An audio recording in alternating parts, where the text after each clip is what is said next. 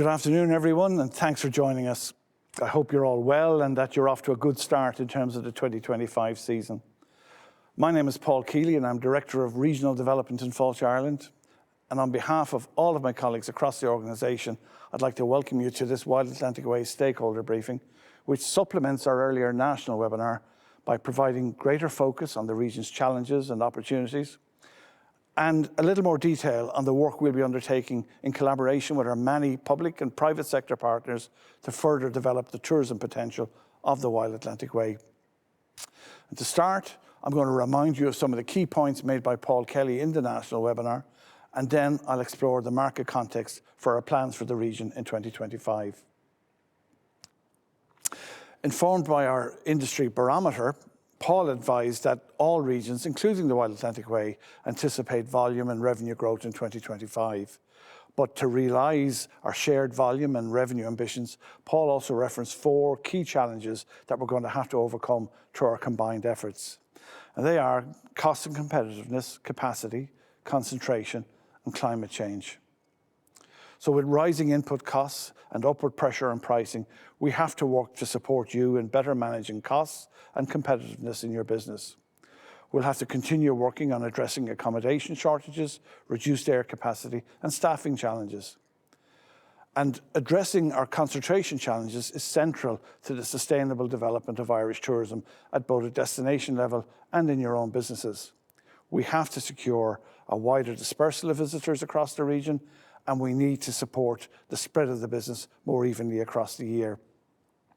And finally, we have to reduce our carbon footprint. And it's not just the right thing to do for the environment, but it also strips costs out of your business over the longer term. So over the next hour or so, you'll hear from our Wild Atlantic Way Regional Development Team and our colleagues from our Product Development, Sector Development and Demand Development teams about the comprehensive range of supports that will be available to your business this year. And much of our regional development effort is concerned with securing the greater regional dispersal of visitors. And I'm pleased to be able to say that the combined efforts of Fáilte Ireland, you, our industry partners, and our public sector partners, and our community partners, is all seeing us create a shift in terms of how visitors are consuming the country. But there's still much to do, and there's still significant opportunity there for us, no matter what the level of maturity in your local destination. The Wild Atlantic Way has local destinations of varying levels of maturity. The area south of Galway has traditionally attracted more domestic and international visitors, and it has a well-rounded visitor experience. North of Galway is less heavily trafficked, but offers huge potential for future growth. And you'll hear later how our regional and product development teams will work with industry and other partners to make progress in terms of unlocking the full potential of the Wild Atlantic Way. Paul Kelly also set out the progress being made on seasonality at a national level. We're getting there, slowly but surely. The shoulders are getting narrower. We've seen some season extension in the more mature destinations within the Wild Atlantic Way region, where they can offer experiences like festivals, good outdoor activities, attractive hotel packages, and good food offerings that are capable of competing well with other regions. Our job is to continue to use our destination development plans as a mechanism to partner with you to continue to make progress on season extension across the region, helping create higher quality businesses, better jobs and better destinations. And rooted in government policy and our own corporate strategy, we're intent on securing a sustainable tourism sector here in Ireland, and to guide our thinking, we've consistently employed the VICE framework. And we're working towards creating a convergence of visitor, industry, community and environmental goals at destination level to create a common good and prosperity. So if we use the VICE framework as a guide, let's take a quick look now at the market context that informs our plans for 2025. And let's start with a look at our visitors to the region. Nationally, overall visitor satisfaction was at 89% in 2024, and in Wild Atlantic Way it was 87%. So whilst this is a very strong score, given the mix of mature and less developed destinations within the region, there are aspects of the visitor experience that require action, including ease of access and transport, nighttime economy, and the look and feel of our key towns and cities.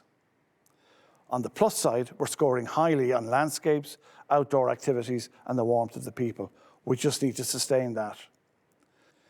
And while 66% of visitors are happy with value for money at a national level, it's 61% in Wild Atlantic Way, and the local destination scores within the region range from 40% to 87%, which is worrying. There are some indications as to where we need to focus our efforts. Key areas of concern were food and beverage and accommodation. So in terms of areas for focus from a development perspective, we'll need targeted interventions linked to destination maturity, and the areas being surfaced by visitors include ease of travel and transport options, nighttime economy offering, strengthening our food offering, and in particular to cater for special needs. And in terms of our outdoor offering, we need to make sure that we have a strong offering in all key hubs with good equipment available to hire, and visitors need to be able to access the information that makes them aware of the choices available to them. Now, let's take a look at what you, our industry partners, have been saying. In 2024, Wild Atlantic Way as a whole saw room occupancy decline by 1% versus 2023, whilst ADR and RevPAR were up. Now, this drop in occupancy was driven by reduced British and European visitor numbers, particularly in the northern half of the region. In 2024, 65% of businesses in Wild Atlantic Way felt revenues were either on a par or ahead of 2023. Now, worryingly, this lags behind both Dublin and Ireland's ancient East. And this was driven by a softness outside the hotspots with sluggish GB, European and NI numbers impacting, combined with some critical lack of accommodation capacity in some locations. In terms of the outlook for 2025, there's a sense of optimism in all regions when it comes to growing visitor numbers, and the differences between regions outside of Dublin are not statistically significant. 82% of businesses in Wild Atlantic Way anticipate holding or growing their visitor numbers in the year ahead, and this is informed by positive customer reviews and recommendations, good repeat business, investment in your own businesses, and the combined marketing efforts of industry and tourism agencies. So how do the communities within which we trade view tourism, and how do they see tourism impacting them? Our tourism approval rating tracks locals' views on tourism, and the sample sizes are small for each locality, so feedback is best examined at a national level, and the local data should be treated as an early watch-out call. Nationally, communities are still very positively disposed towards tourism and to visitors. However, half of all counties reported lower scores in 2024 versus 23. And it seems likely that ongoing media coverage of our housing crisis and pick-up on international protests about over-tourism are impacting on Irish citizens' attitudes towards the sector. In terms of the positive and negative perceptions around the impact of tourism, well, in terms of positives, people call out employment and economic benefits, the ability to learn about different cultures, and it gives people a greater appreciation of their own built and natural environments. In terms of negatives, well, the obvious are litter, congestion, parking challenges, and pushing up the overall cost of living. Added to this, we're seeing some growing concerns around damage to the environment, pressure on public infrastructure, and personal safety. We've gotten some mixed results within the region. Mayo, Galway and Clare have seen improved community sentiment, whilst Limerick and Donegal have seen declines, and all other counties are stable. Again, the sample sizes are small, so we won't be hitting any panic buttons where local sentiment has slipped, but we'll monitor it closely and ensure that any of the concerns are captured in our destination development plans across the region. And finally, let's take a quick look at our environmental considerations. We're an island and visitors have to fly to get here. So we need to try to make the most of our ground transport options and make them as low carbon as possible. And of course, we have very specific targets to achieve in terms of reducing carbon footprint at the level of the individual business. So we'll need to work with local authorities, the Department of Transport and the National Transport Authority to support visitor orientation to help better manage localised access and congestion issues. And last but not least, We've just gotten a set of baseline scores in place as part of our destination sustainability indicators, and we'll be using those over time to ensure that our development efforts are supporting the sustainable development of the tourism sector here in Wild Atlantic Way. So lots of food for thought in terms of the challenges and opportunities we face. So let me hand you over now to my colleague Miriam Kennedy, our head of Wild Atlantic Way. Miriam is going to start to show you how our 2025 plans will start to unlock the sustainable development of tourism across the region. Over to you, Miriam.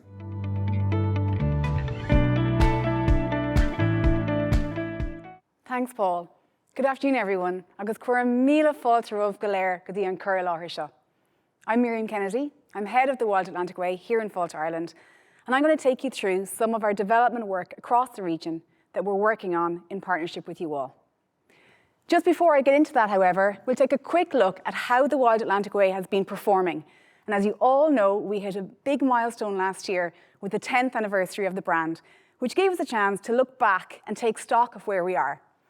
Tourism is now worth over €3 billion per year on the Wild Atlantic Way, an increase of just under 60% on 2013. And this growth has contributed to the creation of an additional 35,000 jobs, with tourism now supporting 121,000 jobs across the region. International visits account for €2 billion of that spend, and domestic visitors €1 billion. So it's been a great success story, and one we have every intention of continuing with support from you, our industry, our stakeholders, and our local communities. In 2023, we launched our new Wild Atlantic Way strategy, and in it, we committed to focusing on a number of key opportunities that you told us were the most important to you. The first was around ambition for the Wild Atlantic Way. You told us to be ambitious for the next 10 years of the brand. And so by 2033, we aim to have the Wild Atlantic Way in the top 5 touring routes in the world, sustaining communities and delighting visitors. So how will we do that? Well, first of all, by recognising that the opportunities and challenges across the region are different. In the northern half of the Wild Atlantic Way, from Connemara to Donegal, the opportunity is around international visitor profile and revenue. This region is still under-visited by the international market and has huge potential to grow its tourism revenue. In the southern half of the Wild Atlantic Way, from Galway City to Kinsale, the opportunity is around increasing revenue through season extension, dispersing the visitor more evenly throughout the region, and maintaining competitiveness. All of the above is then underwritten by a key objective of protecting the cultural authenticity and wildness of the West Coast. We have a unique heritage, landscape, and people, which we have to safeguard and strengthen, and we are committed to doing that. Looking at the northern half of the Wild Atlantic Way first, where there is still so much unlocked potential, our efforts will focus on investing in iconic attractors that are appealing to the international market, with sustained promotion, both at home and overseas, designed to raise the profile of the Northwest. We'll work closely with industry through our tourism networks to ensure that our industry providers are well connected, well represented at international sales platforms, and ready to take advantage of all business opportunities. We're also looking to our colleagues in Tourism Northern Ireland to ensure that we're collaborating as much as we can, that our 2 coastal routes, the Causeway Coastal Route and the Wild Atlantic Way, are making the most of mutual synergies. And we have some great projects under our Shared Island Collaboration Group, which is made up of ourselves in Fáilte, Ireland, along with our colleagues in Tourism Northern Ireland and Tourism Ireland. What that all looks like on the ground is 7 Destination and Experience Development Plans, or DDPs, and these set out the list of actions agreed by industry and stakeholders that will ensure every destination reaches its full tourism potential. 5 are launched and underway, and we'll have 2 new DDPs this year, one for West Donegal and one for North and East Mayo. Between our DDP tourism networks and our key accounts, we engage with over 800 businesses in the Northwest on a regular basis. And this is a flavour of some of the projects sitting within those DDPs. And you'll see that these are delivering on those priorities I've been speaking about. And Orla Carrol, our Director of Product Investment, will be going into some of these projects in more detail a little later on. We have very big investments going into Westport House and Fort Dunree in Mayo and Donegal respectively. These will become iconic attractors for the whole region. Coupled with that, Sligo has seen very significant investment with the National Surf Centre in Strandhill and Queen Maeve Square, which opened last year and has already had a transformative effect on the town centre. Under our shared island collaboration, funded by the Department of Taoiseach, we have an investment scheme underway at the moment for existing attractions in Sligo, Donegal, Leitrim, Antrim and Derry.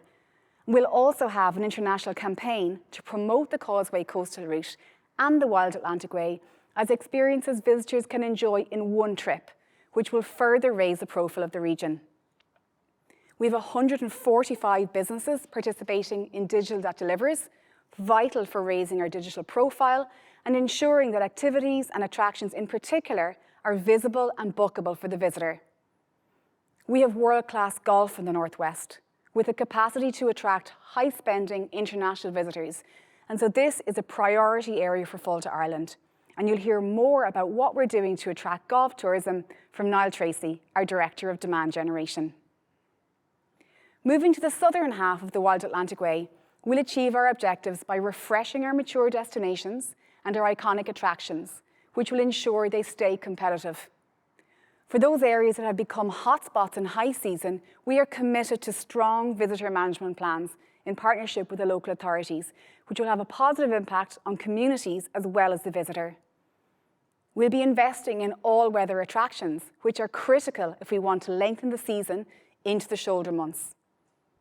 For visitor dispersal, not only are we partnering with industry to create and curate new experiences, we're bringing industry partners together to cross-sell and promote each other, which helps to hold the visitor in the area for longer and make sure that they visit as many tourism providers as possible in the area. So this is how activity is shaping up in the southern half of the Wild Atlantic Way. We have 8 DDPs, with our latest, the Cliff Coast, which covers North Kerry and West Clare, just launched last week. We engage with over 800 industry partners on an annual basis, and we have strong tourism networks in place in every DDP area. Both the Connemara and Islands DDP and the Skellig Coast DDPs are now well into their 5th year, so we'll be looking at DDP 2.0 for both of these this year.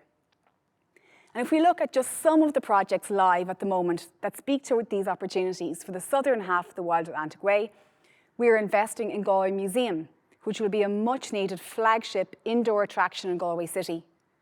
In West Cork, we're looking at the opportunity its wealth of artisan food producers and experiences can bring to tourism, and how we can attract more high-spending visitors to the area. In Dingle, we're forging ahead with our sustainable energy community, which now has over 120 tourism businesses signed up. And we've partnered with Kerry County Council over the last couple of years on what have been very successful traffic management projects on Slayhead.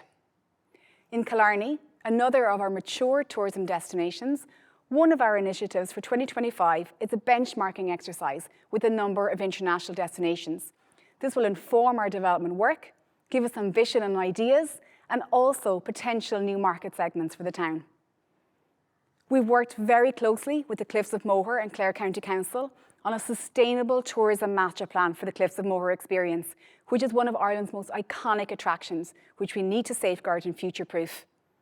We'll also be partnering with Clare County Council and local communities for the 2nd year on traffic management initiatives in the Burren during the summer season. In Limerick, our Wild Atlantic Way gateway city, we launched a Visit Limerick Pass last year in partnership with Limerick City and County Council and industry. This gives easy access to all Limerick has to offer, and we'll be working hard to promote that and ensure that the visitor is encouraged to visit as many tourism sites across the city and county as possible. The 3rd priority is about protecting the cultural authenticity and wildness of the West Coast, and this is at the core of all of our development work. All of our capital investment in tourism infrastructure is carefully managed, adhering to best practice sustainability measures. All our plans are environmentally assessed, and we are continuing with our environmental monitoring programme in place since the inception of the Wild Atlantic Way. This allows us to see problems at sensitive sites as they arise and mitigate against them. When it comes to cultural authenticity, Gaeilge is a living language on the West Coast. Music and dance and storytelling are in the DNA of so many of our coastal communities, and we have a great opportunity to share all of this in an authentic way with visitors. So on this, we'll invest more than €4 million in tourism infrastructure for Gaeltacht island communities over the next couple of years with our strategic partners, Údarás na Gaeltachta. And you'll hear more about this from Orla Carrol. We'll invest further in our Gaeilge agus Fáilte programme, which saw 24 businesses partner with ourselves and Údarás na Gaeltachta in using the Irish language both in their tourism experience and in their promotion of it in a way that showcases the language in a fun and accessible way. And to bring this to life for you, these are two of our Gaeilge agus Fáilte experiences. We are Glencolm Hill Folk Village. We're based on the coast here in southwestern Donegal. Kilmeans Church and Anad is a local saint. Gaeltacht agus tan Gaelta an Tábhalta do Gini Glencolm Killia. What do you call that in Irish, Con? Oh God. Token. Father James McDare founded the folk village in 1967. We're absolutely delighted to be going strong, and the Wild Atlantic Way has played a big part. It gave us a voice that we didn't have. People go, yeah, that's a route, let's go, let's find it, let's explore. We are Tun Nua Surf School on the Mullagh Peninsula. The Tun Nua Surf School Jenny Ceachtainna I Gaeilge agus Béarla. We're going to put our Cussie le Céile legs together. Few just cuirmí cúpla focail isteach cosú le tunta and Céisla and Chlór, Throne and Chlór, Errible, as already mentioned. So anytime anyone comes for a surf lesson, I would just always say Bantanavas na tunta, which is enjoy the waves. So even on Ryark nor Tommy Sheas Air on Tra, it's pretty cool being able to call the beach my office. So to sum up, across all of Fáilte Ireland, we have over 700 live projects on the Wild Atlantic Way, spanning 15 destination and experience development plans. We have the privilege of engaging with over 1,600 industry partners. We have 30 industry chairs of our DDP and tourism networks, and a special call out to all of you for the work you do in helping us deliver the plans, and also to our colleagues in the local authorities for your continued support. As Paul referenced earlier, we have plenty more to do. We're very aware of how challenging the trading environment has been over the last couple of years, and so if you're not already in touch with your regional team, please don't hesitate to contact us. We'd love to hear from you and help you in any way we can. So Sin é ó Mahivsa, Gurav Míle Mágaibh. I'll hand over now to my colleague Orla Carrol, who will bring you through the exciting capital development projects around Slí Atlantic Eon.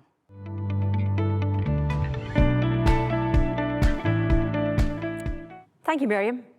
Today I'm going to share with you all the exciting projects that we are working on to enhance the Wild Atlantic Way and motivate more visitors to travel. Last year we celebrated the opening of the wonderful Queen Maeve Square in Sligo, and this year we look forward to completing even more new and exciting projects.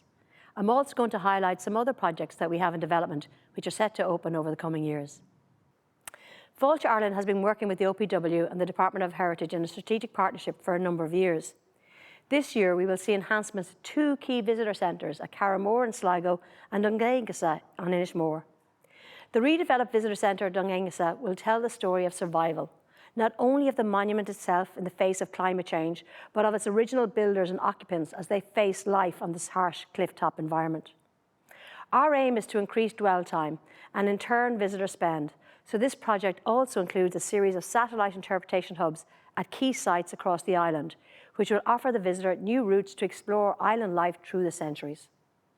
In Carramore, the aim is to strengthen links with Cage of Fields attraction in County Mayo and to act as a hub for nearby Neolithic locations of Carrowkeel, Knocknarea and Queen Maeve's Cairn, encouraging dispersal around the Sligo area. This project includes a new and vibrant exhibition at the visitor centre. Also opening this year is a brand new trail in Connemara National Park, along with upgrades to existing trails. This is the first phase to alleviate pressure in the park and opens up a new part of the park with the new farm trail. In the coming years, we will be developing a new entrance to the park at Wheelin, across from Kylemore Abbey, and an additional 8 kilometres of new trails, which will spread visitors from Letterfrack right around the park. And we have a very exciting project in Braehead in Kerry. Visitors are already enjoying the walk up Braehead to see the wonderful views, but this project will see an improved visitor experience, with the signal tower in the picture being transformed into a new viewing platform with amazing views of the Skellig Islands. We now have 200 kilometres of new and enhanced mountain biking trails around the country, including Killanny in County Sligo. And this year we'll be working on the development of the facilities at these locations. We have spoken to you before about the 28 million investment in outdoor water sports facilities across the country. This is an investment of 1.2 million per site, and I'm delighted to say we will see the first 4 of these being completed in 2025. And one of these sites is in Phoenix, County Kerry, which is on the Wild Atlantic Way.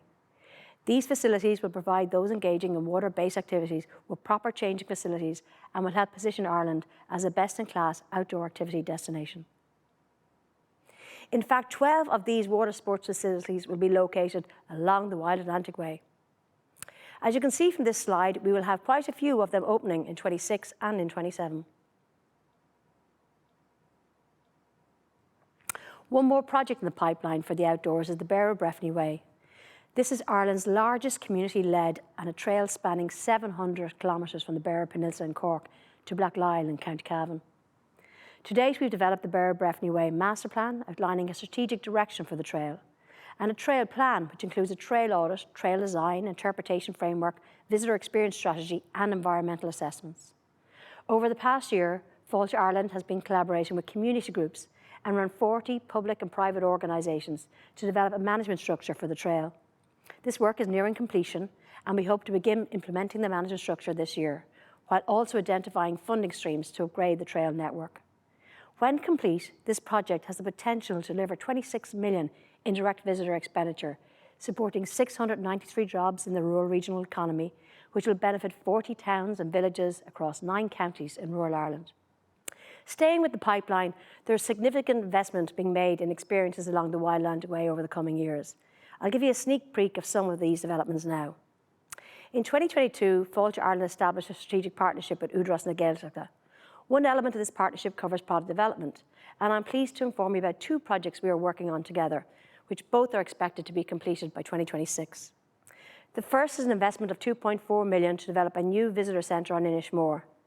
Inishmore welcomes over 250,000 visitors annually, but it does not have an indoor attraction or visitor orientation hub. Feedback from visitors about the lack of facilities is on the rise, and the local community is increasingly challenged with significant tourism congestion during peak times. This project will provide critical infrastructure that will mitigate the impact of overcrowding on the island's environment and the local community, while also helping to extend the visitor season beyond the current high season period. Our aim is not necessarily to attract more visitors to the island during the summer.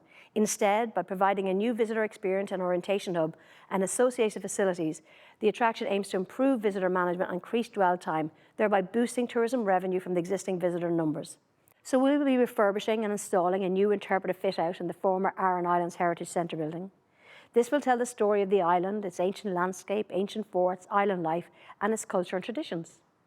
Additionally, there will be a 45-seater cafe and external works including landscaping, art murals, amenities such as bike racks, picnic tables and signage, including wayfinding from the ferry arrival point at the pier to the visitor centre. The second project in partnership with Údarás na Gaeltachta is on Cape Clear. This project includes an investment of 830,000 to create a new visitor experience that will narrate Cape Clear's ancient maritime heritage and island life, both past and present. Although Fastnet is not accessible to visitors, the highlight of the visit will be an audio-visual experience that immerses visitors in the story of the Fastnet Lighthouse, located 4 nautical miles from Cape Clear and standing as the tallest lighthouse in Ireland and the United Kingdom. Additional facilities, including an island orientation area, retail space and a new toilet block, will also enhance the overall experience on the island. The largest project we are working on is in Westport County, Mayo. Westport House Estate is scheduled for completion in 2027, and this project will involve a complete transformation of the existing offering.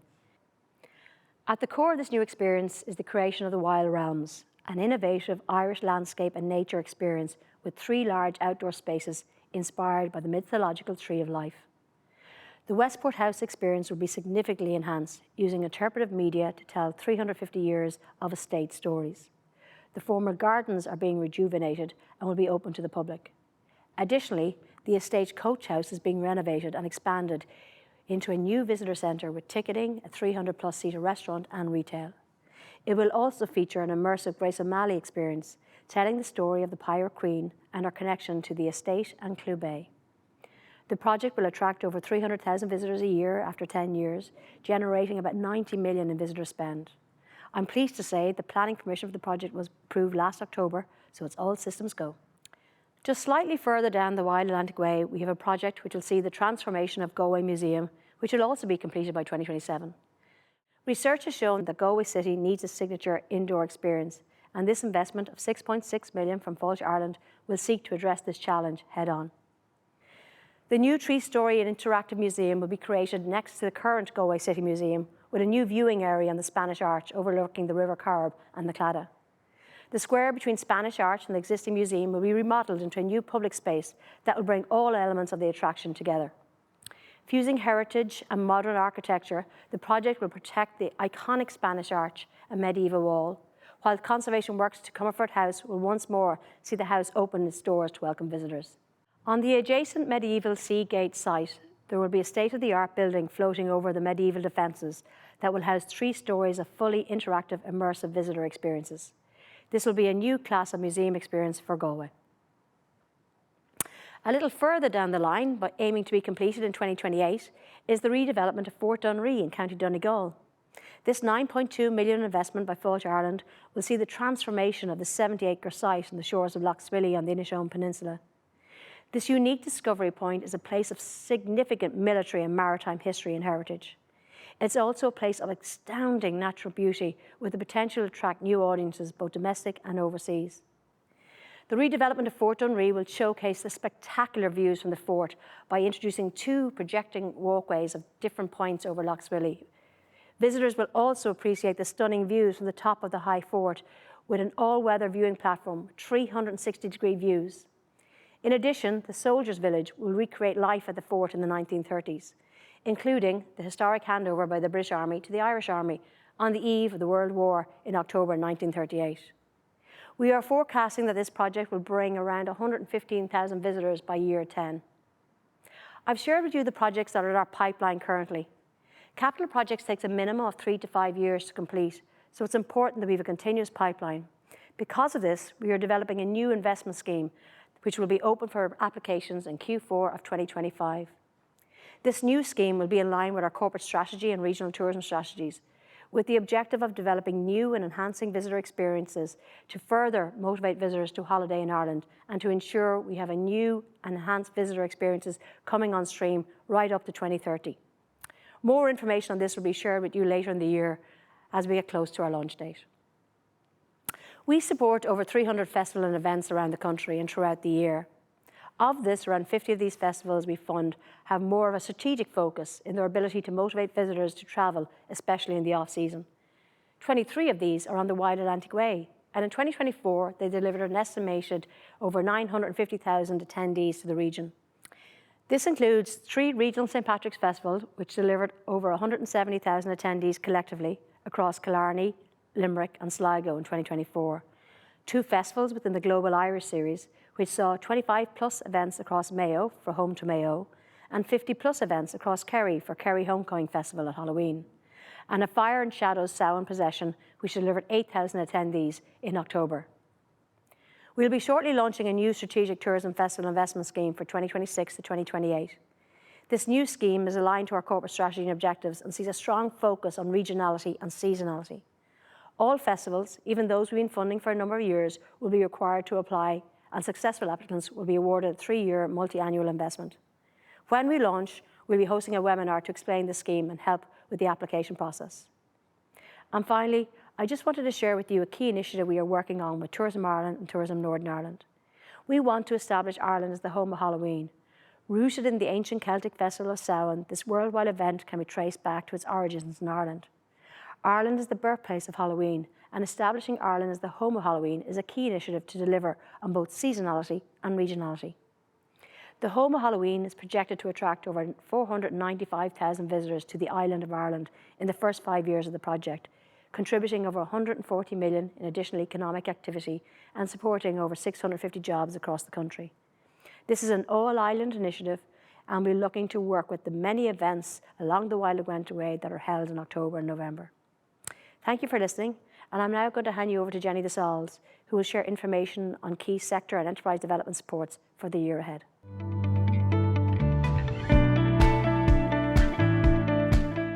Thank you, Orla. You'll have seen in the national session that our business supports align with our strategic priorities under 4 focus areas. We discussed climate action, people and industry digitisation in that session. So today I'd like to focus on commercial resilience. The reason is obvious. We know you are all feeling the effects of cost pressures around energy, payroll and input costs. We understand how these pressures threaten the profitability and competitiveness of your business, all against a backdrop of changing customer expectations and demand for value for money. From our recent barometer survey, you highlighted clearly what your challenges are, and we have a robust programme of supports to help you in the year ahead. We know that costs are the reasons why 68% of you had to increase your prices in 2024. To support you in controlling these costs, we're continuing to provide a series of cost management clinics throughout February and at key times throughout the year. These 1-hour confidential clinics with a business expert helps you with labour and payroll, business overheads, food and beverage operations, and accommodation operations. These clinics have proven highly beneficial for those who have accessed them so far, helping to uncover cost leakage, benchmark costs, and establish key metrics for tracking and controlling expenses. You can request a clinic via the Business Supports Hub. Places are limited, so don't delay. We can also see that energy costs are your #1 reason to be concerned this year. The best way to address this is by committing to our Climate Action Programme. What's really encouraging is that participating businesses can generally make savings of 10% on their energy bills through simple measures, often requiring little or no upfront capital investment. So being a part of the programme can not only reduce your carbon emissions in line with our national targets, but also make a real difference to your business's bottom line. We recognise there are serious challenges around food and beverage operations, with nearly half of food and beverage businesses reporting a loss in 2024 compared to just 16% across other sectors. Providing a series of supports around food and beverage is a priority for us in 2025, and we'll be rolling out these supports throughout the year, starting in Q2 in areas such as helping you to rethink your operating model to reflect evolving customer preferences and dining trends, adopting smarter purchasing practices, re-engineering menus to drive operating efficiencies and enhanced revenue performance per seat cover, reimagining space and design to boost revenue per metre, and enhancing sales and operating efficiencies by adopting innovations for better customer experience. These supports aim to stabilise your F&B operations and to return them to profitability. So if food and beverage is a challenge for your business, we recommend that you access our cost management clinic, bookable now on the Business Support Hub, as the first step. As I mentioned earlier, our industry barometer report shows that rising costs led 68% of you to increase prices in 2024. We understand this is not an easy decision, and you're walking a fine line of balancing cost coverage with competitiveness. Recent consumer insights reveal shifts in consumer motivations and perceptions of value. With shorter stays and flat revenue performance in 2024, despite increased room sales, this means you need to work harder to present a compelling value proposition in our guest experience that resonates with your customers. If you're a hotel facing this challenge, consider our value-based revenue strategies programme. These in-person workshops for general managers and commercial revenue managers aim to enhance your sales and revenue performance by improving how you present and package your customer value proposition. If you missed the workshops in Galway and Dublin, don't worry, we're hosting additional workshops in Cork and Portlaoise in early March. Booking details are available now on our live learning schedule on the Business Support Hub. And additionally, our complimentary webinar on Learnify, with a focus on adapting to economic shifts and consumer trends, offers valuable insights into hotel pricing strategies for the year ahead.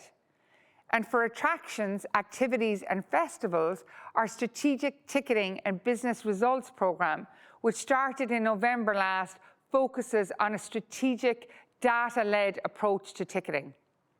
This helps businesses better inform and present ticket packages to grow revenue and enhance customer choice, value and experience.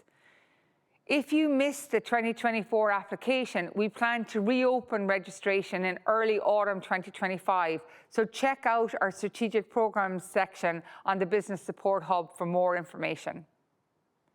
Driving revenue performance across all aspects of visitor attractions remains a challenge, and later this year we will offer a program on enhancing retail performance for visitor attractions. This follows a successful early pilot where many businesses saw healthy growth in sales revenues, balanced demand and bottom line profitability. Achieving operational efficiencies is a constant challenge. We address this particularly in the business clinics that form part of our Employer Excellence Programme supports, working with businesses' senior management to identify new ways to do more with limited capacity, driving greater staff engagement without causing staff stress and burnout. Our Employer Excellence Programme, senior management clinics, and people management resources, such as Bridging Generations Toolkit, support staff in implementing more efficient ways of working. This not only enhances productivity and performance, but it also supports career progression and retention. If you missed our recent webinar on Bridging Generations with practical contributions from experts and industry practitioners, you can watch it back now on Learnify. This webinar and supporting toolkit offers expert tips on enhancing team performance. Finally, our always-on suite of supports can help you develop marketing and sales plans, reach new customers, grow sales, and achieve more with less.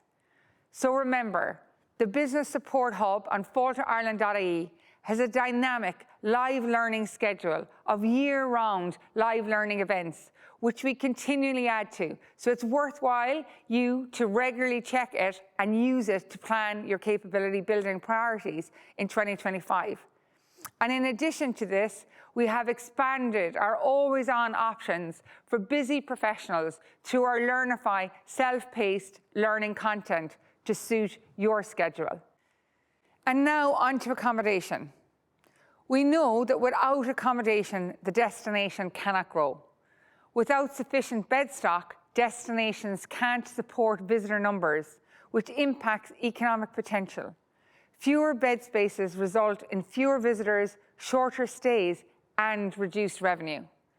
The Accommodation Development Team leads on the implementation of Fáilte Ireland's accommodation development strategy, utilising the accumulated experience, knowledge, research, and insights available to provide a holistic view of the state of the market so we can shape practical solutions to support the development of sustainable accommodation product. 2024 saw a strong rebound in hotel investment activity, with transactions up over 170% to €950 million versus €350 million in 2023, which is very positive. However, there continues to be clear challenges around the delivery of new capacity. Research delivered last year has given us clear insight into the future pipeline, as well as an awareness of the pain points in delivering accommodation. And this has positioned us to strategically act on these challenges to support new capacity. We are now regularly monitoring the volume of tourist bed spaces and market changes. This year, we will report and track on accommodation supply, future pipeline investment, and the transaction market, i.e. the number of properties sold in the region. Insights from this research will support the planned development of tourist accommodation policy with our department, ensuring the right balance is struck for the visitor and the community. We will deliver several product-specific webinars to promote new investment in emerging accommodation categories, such as outdoor accommodation, and in areas where new developments lack commercial viability. We are focusing on driving increased bed space capacity within existing industry. Some examples of work being undertaken in Clare, where we are working in partnership with the local authority on a strategy to grow outdoor and alternative accommodation and drive inward investment. This includes looking at proactive local incentives and interventions aimed at improving Clare's position in this sector. We are working with Sligo County Council to deliver on the objectives set out in its Destination Experience Development Plan to address the accommodation needs of the county. Our research will be used to inform developments such as the master plan for the harbour area, and our work will also focus on growing the outdoor and alternative accommodation categories of the sector and working directly with trading operators to increase bed stock capacity. Thank you for listening. I hope that's given you a taste of the business supports initiatives and programmes available to you over the year ahead. I'll now hand you over to Niall Tracey, who will share the marketing plans for the Wild Atlantic Way this year.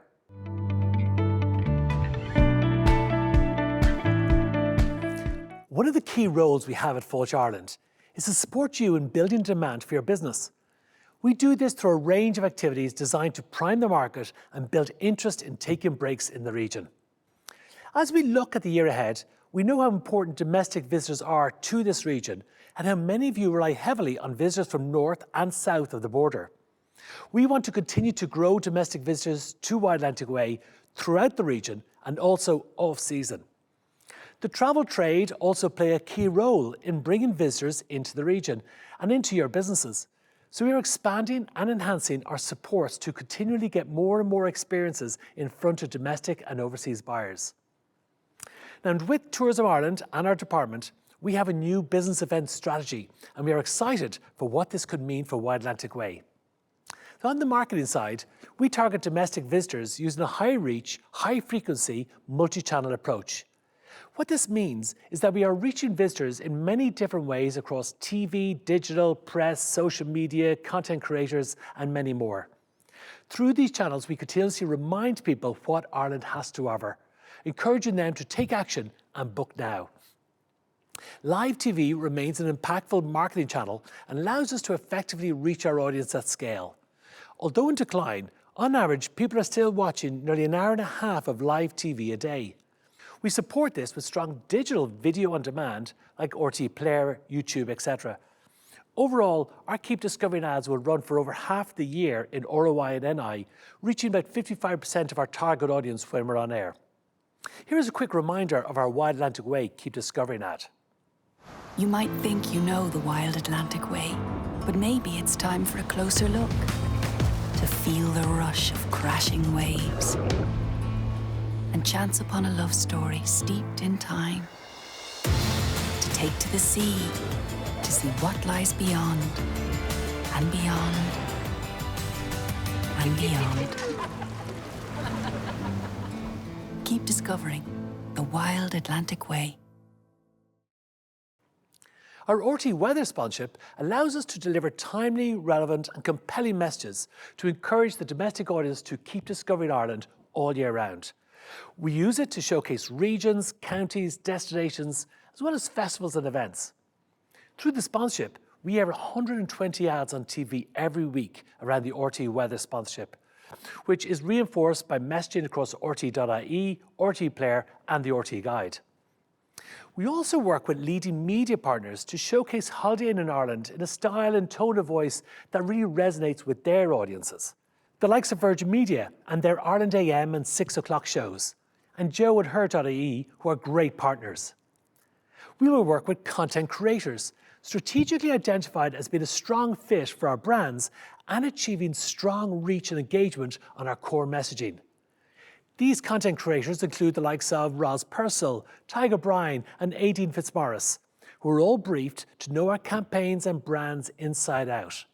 Here's just a taste of one of the content creators from last year. You and me belong together like cold iced tea and warm the weather, where we lay out late underneath the pines and we still have fun when the sun won't shine. We know that social media has a huge influence on people's destination choices, with 75% of people using social media as a source of inspiration for travel. One of the specific campaigns we have run on social channels is our Car-Free, Carefree campaign.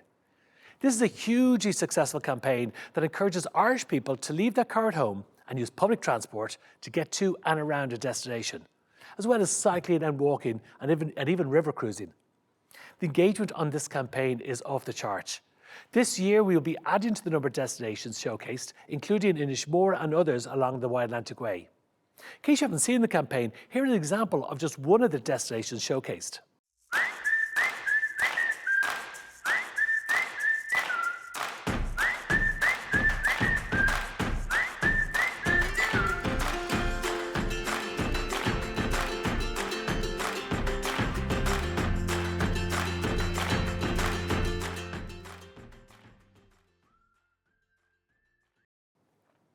Similarly, we have been building and promoting new content around walking and hiking. So many Irish people want to get out into the open air for a longer hike as part of a short break in Ireland and are searching for locations and ways to do this.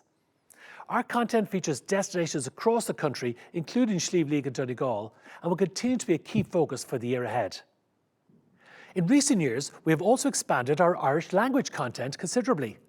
We now have all the regional ads, as Gaeilge, and have begun creating Irish web and social media content too.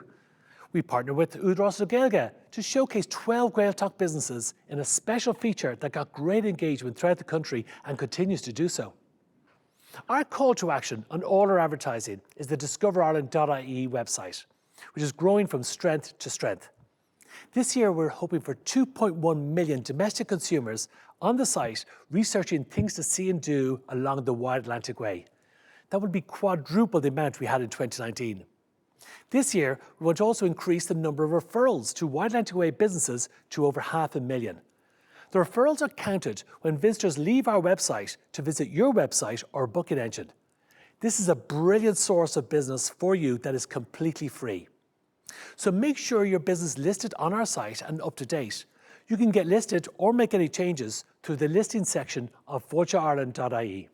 But we don't just work on domestic. We also work with overseas media with our sister agency, Tourism Ireland.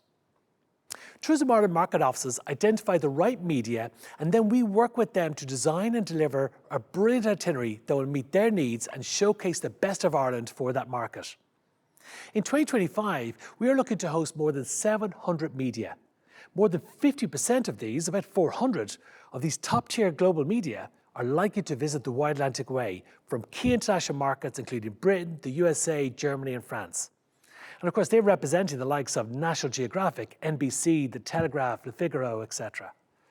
These international media will likely generate a staggering global reach for the Wide Atlantic Way of about 270 million from over 1,000 articles. Now when it comes to business side, again we work very closely with our colleagues in Tourism Ireland.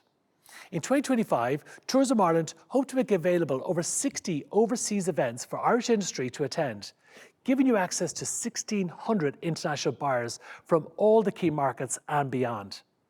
These events include the likes of the PGA Merchandise Show, ILTM luxury events, the US sales missions, webinars in mainland Europe and many more.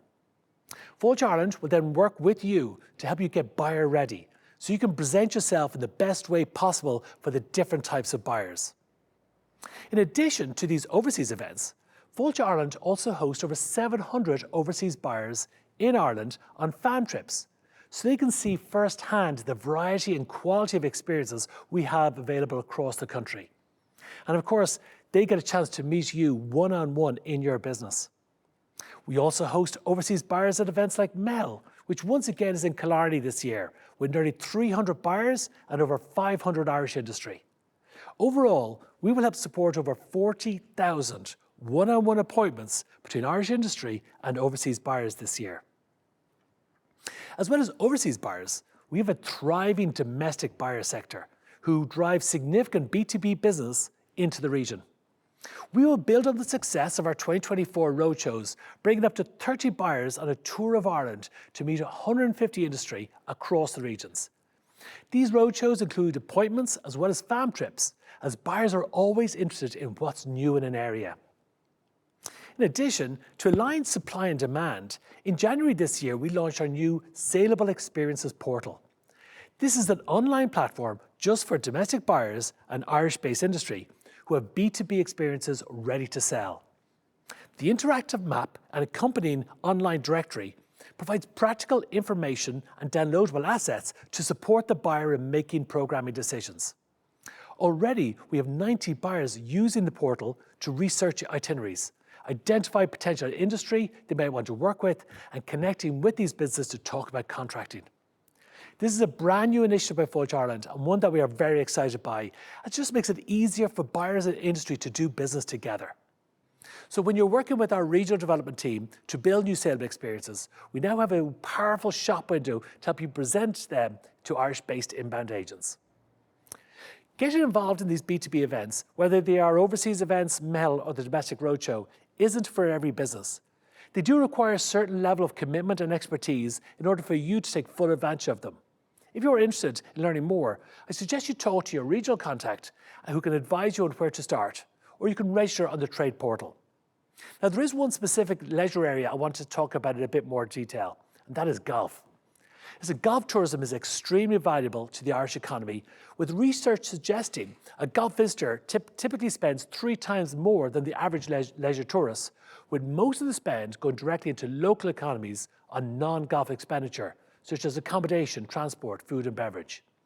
2025 will be another big year for golf, with Fáilte Ireland supporting the Irish Open return to the K Club and the Women's Irish Open back in Carton House. But it's also the year the Open returns to Royal Portrush. Now, last time the Open was in Northern Ireland back in 2019, we worked with golf businesses in the Northwest, helping them grow up to 45% year on year because of the huge demand that hosting the event brought to the area. In addition, in September this year, the host of the Ryder Cup gets handed over from Bethpage in New York to Adair Manor in Limerick, in preparation of Ireland hosting the biggest golf tournament in the world in 2027. Working closely with Tourism Ireland, we are both leading out on exploiting this opportunity for golf throughout the country.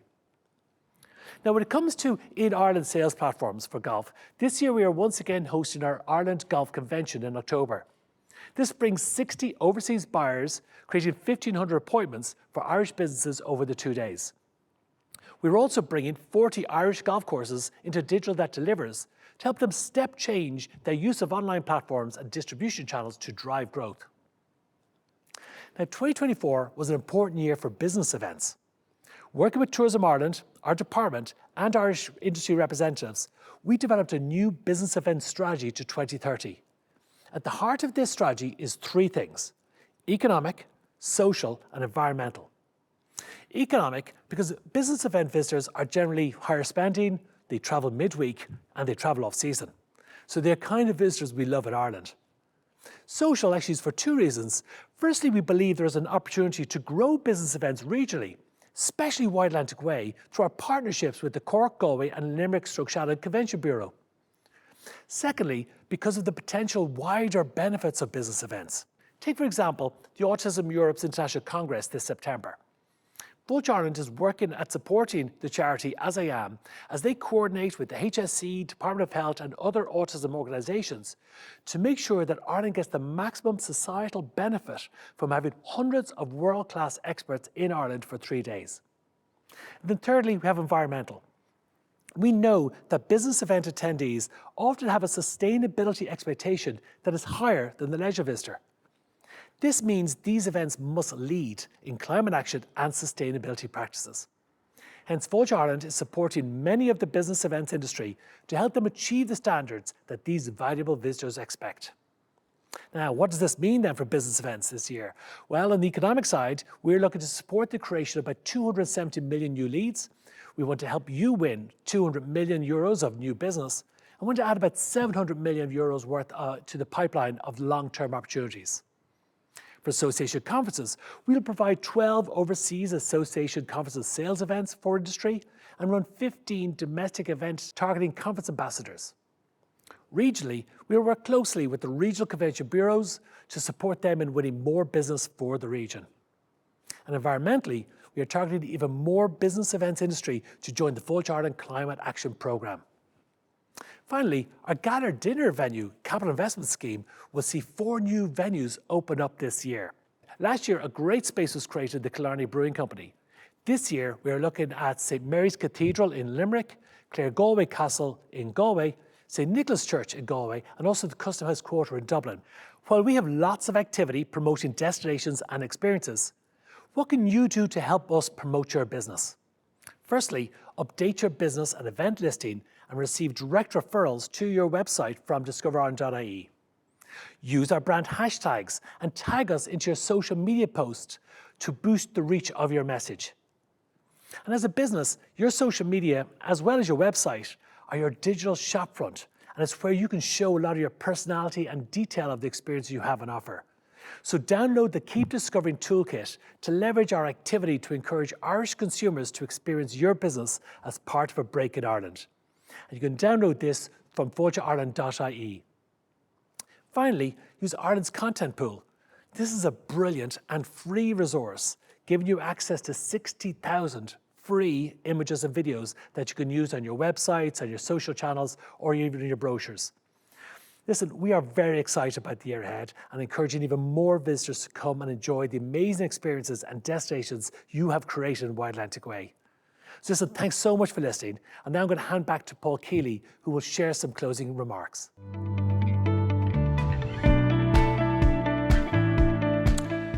Thanks, Niall, and thanks to all the team that contributed to delivering today's event. Most important of all, thank you, our industry partners, for joining us. We've shared a lot of data with you today, so let me wrap up with a summary of our key development themes for 2025 and beyond. Listening to the various contributions from the Fáilte Ireland team today, I hope you can see that what we're driving for is an economically resilient sector with sustained revenue growth. Growth that is better dispersed regionally and seasonally. With you, we'll deliver a 45% reduction in carbon emissions. We'll be an inclusive destination that welcomes all visitors. We'll make sure that tourism offers an attractive career to as many people as possible. And we'll work with you to ensure tourism is a force for good within the communities that you trade and live in. Unlocking the full tourism potential of the region is only going to come about through the collaborative efforts of public and private sector players.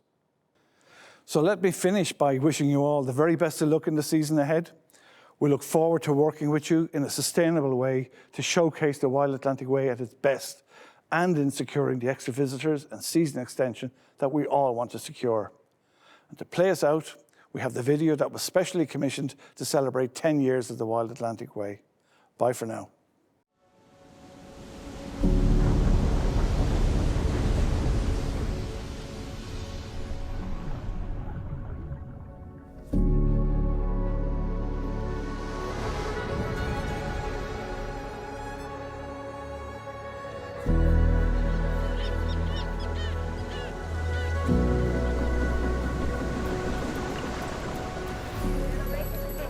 Fuid cósta creagach hir na héireann, san áit is siar san órab. Tá pobl a bhfuil teachtaí arúnta, agus iad mónlathe ag an tíorgreach taobhsiúil tairngteach atá hartara.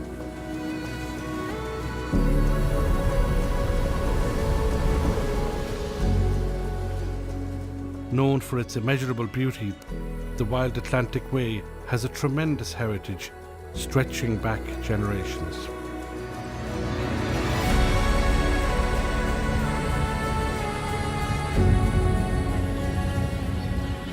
Shaped by land and sea, it's a unique story of people living on the edge of the world. Stirmacha fiine an gérig a chud crut an ghosta Atlantic seo, ach níor chrem na stirmacha ciana misnacht an aine. Their legacy is etched into a tapestry of towering cliffs and thundering waves. It is, after all, the people that make this such a special place. the people and their stories.